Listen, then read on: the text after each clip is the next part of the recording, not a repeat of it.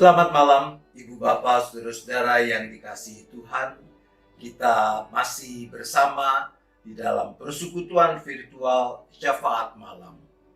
Cerita kita malam ini berjudul Maaf, tapi itu bukan urusanku. Dikisahkan di sebuah rumah petani. Selain petani, istri, dan beberapa ekor hewan peliharaannya, ada penumpang gelap, yaitu seekor tikus. Petani pemilik rumah ini sangat tidak suka melihat kadang tikus itu berkeliaran. Oleh karena itu, suatu saat petani itu membeli sebuah perangkap tikus. Ketika petani membuka bungkusan berisi perangkap sang tikus, dia mengintip dari celah-celah lubang persembunyiannya. Dan betapa kagetnya dia ketika dia melihat bahwa yang dibawa oleh petani itu adalah sebuah perangkap tikus. Segera ketakutan, kepanikan menguasai dirinya. Ia bergegas menemui sahabatnya, si ayam. Celaka, petani membeli perangkap tikus. Ini bencana untukku. Maaf, tapi itu bukan urusanku. Itu kan urusanmu.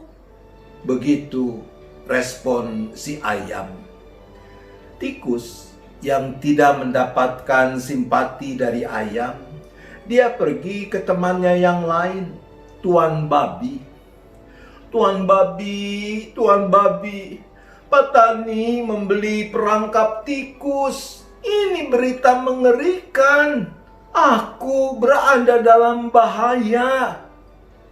Tuan Babi menjawab, "Maaf, itu bukan urusanku. Lagian perangkap tikus mana bisa menangkap babi. Sana, pergilah." Tikus yang kecewa dengan sikap Tuan Babi, ia pergi menjumpai Nyonya Sapi. "Nyonya Sapi, tolonglah aku. Petani sudah membeli perangkap tikus. Aku sungguh ketakutan. Nyonya kan tahu, tikus biasanya lari ke sana kemari dan tidak tahu akan menginjak apa. Aku bisa terperangkap, aku bisa terbunuh." Wah, kasihan amat kamu. Tapi maaf, itu bukan urusanku. Mungkin itu sudah takdirmu. Tikus yang tidak mendapatkan simpati dari satu pun sahabatnya pulang dan bersembunyi dalam liangnya dengan murung. Malam itu, seekor ular kecil tapi berbisa menyelinap masuk ke rumah Pak Tani. Ekornya terkena perangkap tikus. Malam hari itu, istri Pak Tani datang untuk memeriksa apakah tikus sudah berhasil terperangkap oleh perangkap tikus. Dalam keremangan, dia tidak melihat bahwa yang terperangkap adalah si ular. Begitu istri Pak Tani mendekat, ular itu segera mematuk kakinya.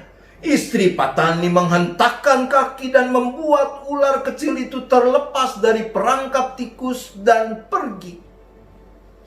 Tapi akibat racun ular, istri Pak Tani sakit. Karena sakit, makin lama makin parah. Pak Tani berpikir, apa ya yang bagus untuk menguatkan orang yang sakit? dan terlintaslah ide cemerlang dalam benaknya. Sup ayam. Bergegas, dia pergi mengambil ayam, memotongnya, dan memasaknya menjadi sup ayam.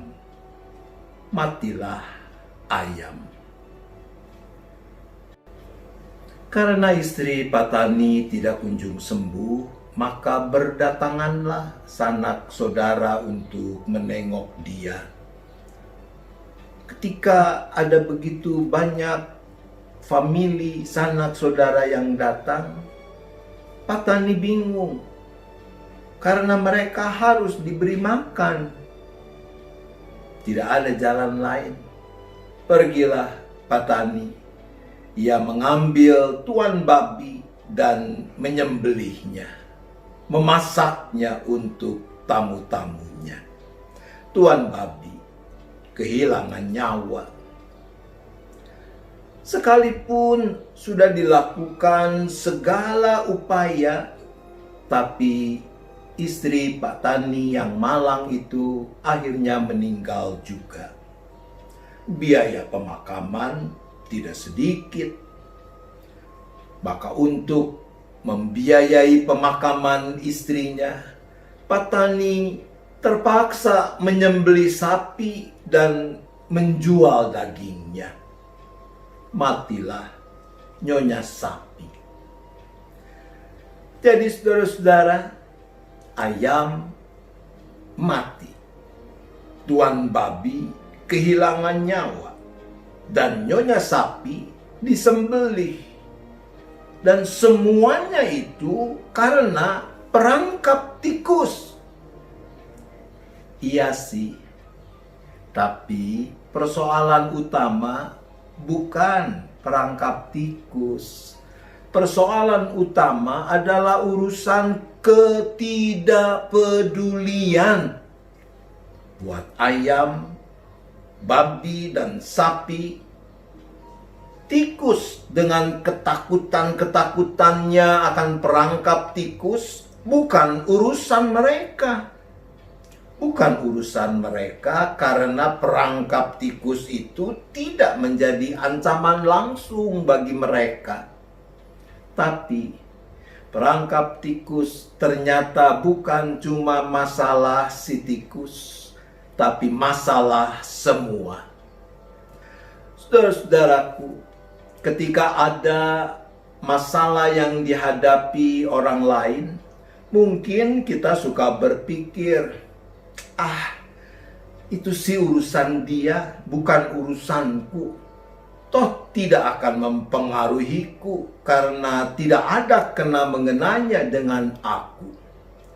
Cerita ini mengajak kita untuk menjadi makin bijak, makin peduli pada kesulitan orang lain, sebab bukan tidak mungkin suatu saat akhirnya akan berdampak kepada kita juga. Tentu tidak berarti lalu kita menjadi sok kepo gitu deh, atau serba mau tahu dan mencampuri urusan orang lain. Kepedulian yang tulus, itulah yang perlu kita bangun. Dengan itu kita mau mengembangkan dan merawat pola hidup saling menolong. Seperti dikatakan di dalam Galatia 6 ayat 2 dan 3. Bertolong-tolonganlah menanggung bebanmu. Demikianlah kamu memenuhi hukum Kristus.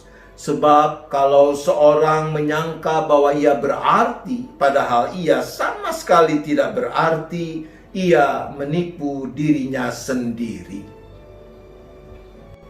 Teks ini mengajak kita untuk melihat bahwa hidup kita baru sungguh-sungguh berarti manakala kita mau memberi diri untuk bertolong-tolongan satu terhadap yang lain. Kita tidak pernah tahu bagaimana masalah yang dihadapi orang lain bisa mengena pada diri kita. Oleh karena itu, mari kita belajar membangun dan merawat kerjasama dengan orang lain, mengubah sudut pandang kita bahwa yang ada bukan cuma urusanmu, tapi juga bukan cuma urusanku, namun urusan kita bersama yang harus kita hadapi dan atasi bersama. Amin. Mari kita berdoa. Bapa di sorga, kembali kami datang di dalam syafaat kami. Dengarkanlah dan kabulkanlah seturut kehendak dan kebenaran-Mu. Pertama kami berdoa, kami mohon pengampunan kalau kami masih suka tidak peduli terhadap orang yang memerlukan pertolongan kami, karena kami menganggap itu bukan urusan kami. Untuk itu kami berdoa,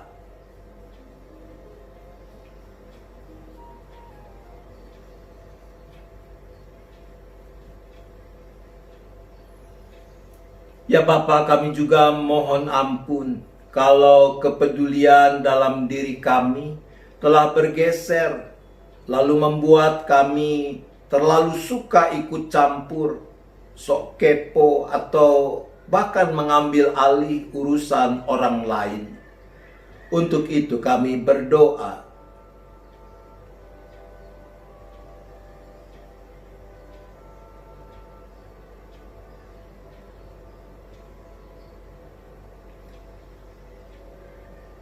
ya Bapa, di tengah situasi pandemi yang masih terjadi ini, kami secara khusus berdoa bagi para pekerja sosial, bagi lembaga-lembaga sosial masyarakat, bagi para konselor, dan yang sejenisnya, agar mereka dapat melakukan yang terbaik, menolong sesama yang memerlukan bantuan mereka. Dan Tuhan juga tentu jaga mereka yang melayani ini. Untuk itu kami berdoa.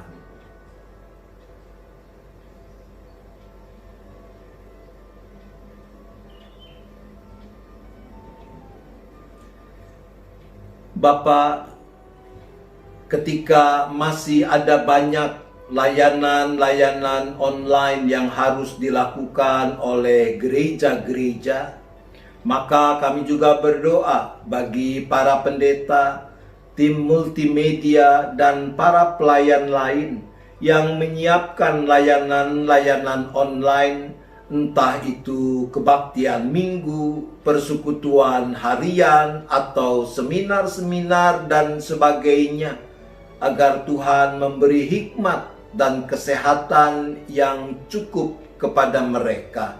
Untuk itu kami berdoa.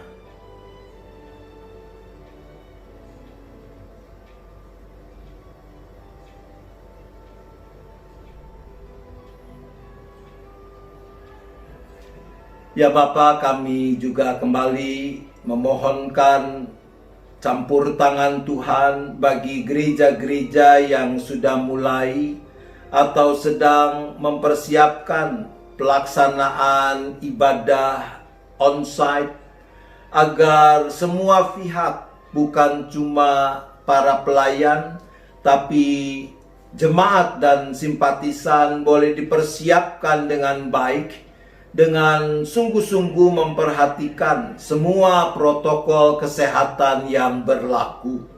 Untuk itu kami berdoa.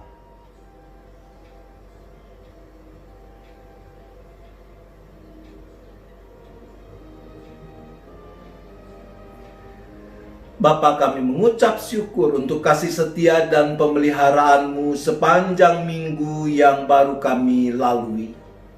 Maka ketika kami akan menapaki langkah-langkah dalam perjalanan hidup di minggu yang baru ini, kembali kami mohon kiranya Tuhan yang berkenan untuk memberikan kepada kami berkat yang cukup, baik itu kekuatan kesehatan tubuh, rejeki di dalam penghidupan kami, Tuhan berkati usaha pekerjaan yang dilakukan. Kami menyerahkan seluruh kehidupan kami hanya ke dalam tangan pengasihan-Mu. Dan yang terpenting, peliharalah iman, pengharapan, penyerahan kami tetap hanya kepadamu. Kami serahkan istirahat kami sepanjang malam ini. Tuhan yang tetap berkenan menjaga, memeliharakan kami di dalam kasih setia-Mu. Terima kasih Bapa. Kami bersyafaat hanya di dalam nama Tuhan Yesus Kristus. Amin. Selamat malam Ibu Bapak Saudara-saudara. Selamat beristirahat. Tuhan tetap beserta kita.